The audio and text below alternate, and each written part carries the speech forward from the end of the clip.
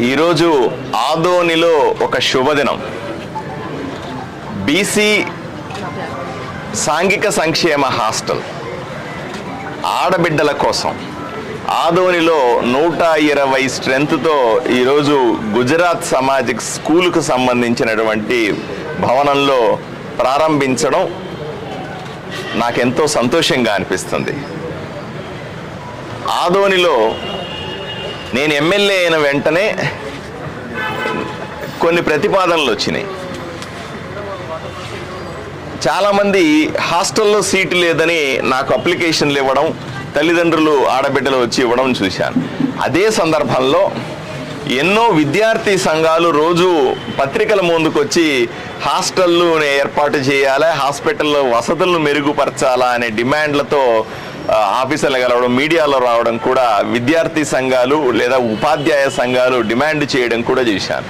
దీన్ని ఛాలెంజింగ్గా తీసుకుని నేను ప్రమాణ స్వీకారం చేసిన మరుసటి రోజునే నేను విజయవాడలో సాంఘిక సంక్షేమ సెక్రటరీ గారిని కలిశాను.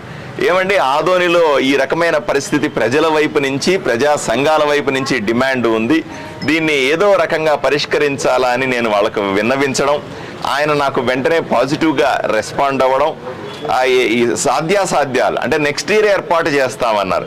నేను రిక్వెస్ట్ చేశాను, ఏమండి నెక్స్ట్ ఇయర్ ఏర్పాటు చేసేంత వరకు అక్కడ డిమాండ్ ఎలా ఆగుతుంది చెప్పండి, ఆ బిడ్డలు ఎక్కడికి పోతారు, ఎక్కడ చదువుకుంటారు, కష్టం కదా, ఏదో విధంగా నాకు ఈసారి కొంత ప్రొవిజన్ ఇవ్వండి, నెక్స్ట్ ఇయర్ కావాలంటే దాన్ని మళ్ళీ పెంచుతాను అని రిపీటెడ్గా రిక్వెస్ట్ చేయడం వల్ల ఆయన నాలో ఇంట్రెస్ట్ను చూసి, అరే ఇంత ఈ ఎమ్మెల్యే ఇక్కడ కూర్చొని 2-3 గంటలుగా నన్ను రిక్వెస్ట్ చేస్తూ ఉన్నాడు, ఏదో ఒకటి చేయమని అడుగుతూ ఉన్నాడు, ఈయనకైతే ఏదో చేస్తే బాగుంటుందని అనంతరాం సీనియర్ ఐఏఎస్ గారు ఆలోచన చేసి అప్పటికప్పుడు ఆయన జిల్లాలో అధికారులతో మాట్లాడినారు. ఇదే సందర్భంలో మన వెంకటలక్ష్మి గారు జిల్లా సంక్షేమ అధికారి నా పక్కనే ఉన్నారు. ఈవిడ కూడా వెంటనే రెస్పాండ్ అయ్యి, అక్కడ ఐఏఎస్ ఆఫీసర్ సెక్రటరీ గారు ఫోన్ చేస్తుంటే ఈవిడ కూడా రెస్పాండ్ అయ్యి పాజిటివ్గా, లేదు సార్ ఇది చాలా డిమాండ్ ఉంది, చేయాల్సింది, మీరు అవకాశం ఉంటే నేను చేసి చూపిస్తాను, ఏదో రకంగా ఈ సంవత్సరమే కొంత ప్రొవిజన్ ఇస్తాను అని చెప్పినటువంటి వెంకటకృష్ణ గారికి నేను ప్రత్యేకంగా ధన్యవాదాలు తెలుపుతా ఉన్నాను. ఈవిని అప్రిషియేట్ చేస్తూ ఉన్నాను. ఈమె చేసిన పనిని నేను తప్పనిసరిగా మళ్ళీ ఐఏఎస్ ఆఫీసర్ దగ్గర కానీ మంత్రుల దగ్గర కానీ ప్రస్తావిస్తాను. అదే సందర్భంలో పర్మిషన్ అయితే ఇచ్చినారు, ఇస్తే ఇక్కడ భవనం దొరకలేదు. చాలా భవనాలు చూసాము, నేనే ఓనర్లతో చాలా మందితో మాట్లాడినాను. అందరూ కూడా హాస్టల్ మా బిల్డింగ్లో బిల్డింగ్లు ఖాళీగా ఉన్నప్పటికీ కూడా హాస్టల్ పెట్టుకోవడానికి ఒప్పుకోలేదు. హాస్టల్ లేకుండా బిడ్డలను ఎక్కడ పెట్టి చదివించుకుంటాము?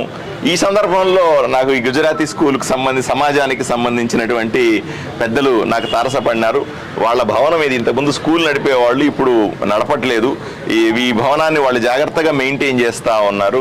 ఎప్పుడో తీసుకొని కట్టినటువంటి ఈ బిల్డింగ్ని వాళ్ళకి అప్రోచ్ అయిన వెంటనే సహృదయంతో వాళ్ళు ఎంతో పెద్ద మనసు చేసుకుని ఈ బిల్డింగ్ని హాస్టల్కి ఇవ్వడానికి వాళ్ళు సుముఖత వ్యక్తం చేశారు. వీళ్ళందరికీ కూడా ప్రత్యేకంగా ధన్యవాదాలు తెలియజేస్తా ఉన్నాను. వీళ్ళందరి సహకారంతో ఈరోజు ఇక్కడ 120 మంది ఆడబిడ్డల కోసం బీసీ హాస్టల్ని మేము ఇక్కడ ప్రారంభిస్తూ ఉన్నాం. ఈ సంవత్సరంలోని ఇప్పుడే చేస్తాను. పెద్ద తుమ్మలంలో కేవలం 40 మందితో ఉన్నటువంటి హాస్టల్ని 120 మంది స్ట్రెంత్ ఉండగలిగినట్టు బాలుర హాస్టల్స్ని మేము ఇక్కడికి తీసుకొని వచ్చి అబ్బాయిల్ని మిగతా బాయ్స్ హాస్టల్స్లో అడ్జస్ట్ చేస్తూ ఇక్కడ ఫుల్ స్ట్రెంత్తో 120 మంది ఆడబిడ్డలు చదువుకోవడానికి అవసరమైనటువంటి సదుపాయాల్ని బ్రహ్మాండంగా చేస్తా ఉన్నాం. ప్రెమిసెస్ కూడా మీరు చూడండి, చాలా బాగుంది. ఉన్న అన్ని హాస్టల్లో కలిసి ఇది మంచి హాస్టల్ అవుతుంది. నాకు ఎంతో సంతృప్తిని ఇస్తూ ఉంది. ఈరోజు 20 రోజుల్లో నాకు మంచి సంతోషాన్ని కలిగించినటువంటి ఏదైనా పని ఉంది అంటే ఈ బిడ్డలకి హాస్టల్ని ఏర్పాటు చేసి ఇక్కడ చదువుకుని అవకాశం ఇవ్వడాన్ని నేను చాలా సంతోషంగా భావిస్తా ఉన్నాను. రాబోయే సంవత్సరాల్లో మరిన్ని హాస్టల్స్ ఏర్పాటు చేసుకుని మరిన్ని సదుపాయం, ఎందుకంటే ఈ ప్రాంతంలో మీకు అందరికీ తెలిసిందే వలసలు పోతూ ఉంటారు. బిడ్డల్ని ఎక్కడో చోట ఆడబిడ్డల్ని క్షేమంగా హాస్టల్లో పెట్టి పోవాలని కోరుకుంటారు.